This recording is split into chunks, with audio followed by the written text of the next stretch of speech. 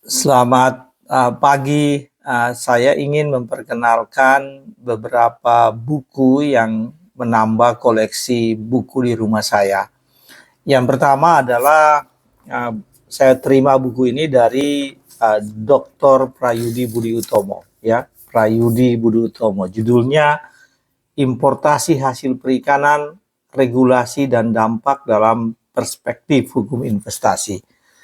Ini buku ini ditulis oleh Pak Yudi, ya, Dr. Prayudi Budi Utomo, dan beliau punya pengalaman sebagai seorang birokrat, sebagai seorang yang bekerja dalam bidang ekspor impor hasil perikanan, ya tentu saja di pemerintah, Kementerian Kelautan Perikanan, dan dia menghasilkan buku ini. Ini sangat bagus, Bapak Ibu, kalau Anda ingin belajar tentang regulasi dan dampak, ya, di level internasional, maka Anda bisa membaca buku ini. Yang kedua adalah buku juga sama dari Pak Dr. Prayudi Budi Utomo ini, ya, judulnya Sistem Logistik Ikan Nasional Quo Vadis.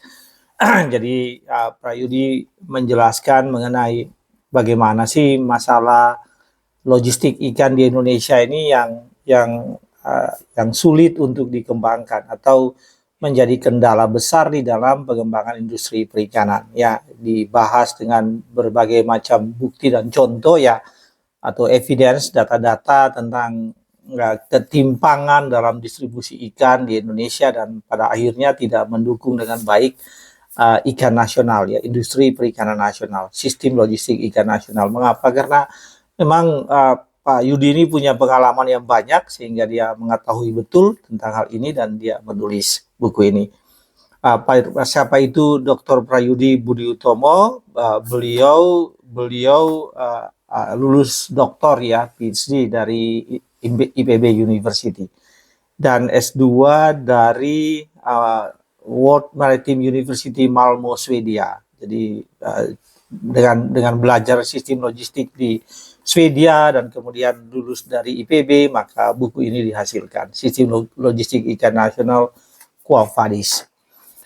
Ketiga, jadi ada 6 buku yang saya terima, ya, jadi 7 buku yang saya tambahkan di koleksi saya di rumah, ya. Yang ketiga bukunya cukup menarik ini, ya, judulnya Lelaki Tua dan Laut. Lelaki Tua dan Laut, Ernest Hemingway. Dan siapa Anda tahu, ya, Ernest Hemingway adalah seorang pengarang dunia, ya, dan buku ini dianggap sebagai karya terbaiknya, ya.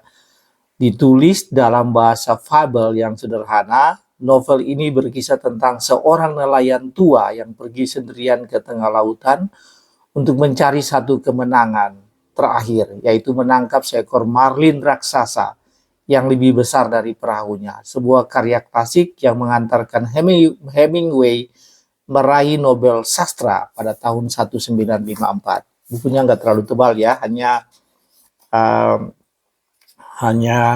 105 halaman, ya, bahasa Indonesia. Ini Anda bisa membaca buku ini, Lelaki Tua dan Laut. Jadi kalau Anda orang yang bergelut dengan laut, ya, membaca buku ini.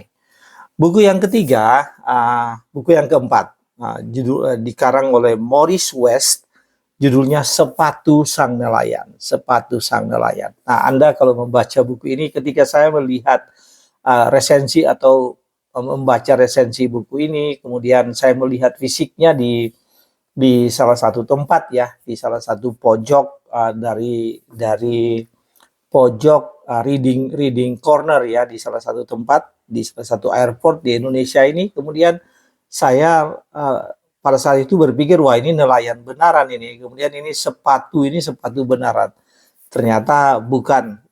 Maurice West dengan ahli bahasanya itu Murbandono menjelaskan tentang apa yang terjadi di semacam gambaran tentang apa yang terjadi di Vatikan, ya, dengan pergantian paus di sana. Jadi nelayan di sini sebetulnya cerita mengenai fisher of man. Jadi bukan fisherman tapi fisher of man.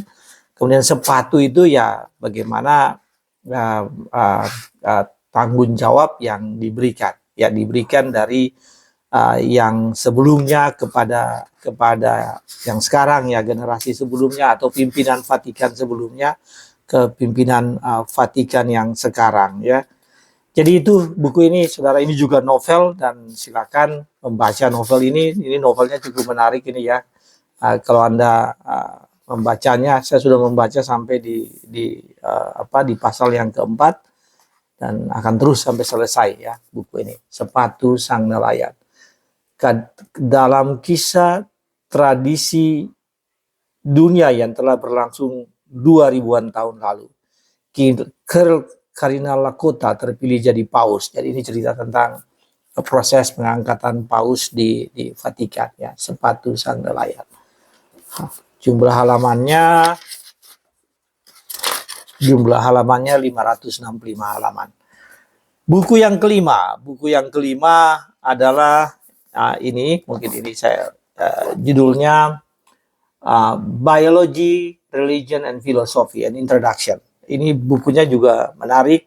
Bapak Ibu, saya belum sempat membaca secara keseluruhan, tetapi sudah baca resensinya, bagaimana keterkaitan antara biology, religion, and philosophy. Jadi bukunya menjelaskan bagaimana prinsip-prinsip yang disebut dengan altruism. Ya, altruism itu tanggung jawab generasi sekarang ya untuk memberikan yang terbaik bagi generasi yang akan datang. Dan itu dilihat dari sisi religion, agama, dan kemudian filosofi.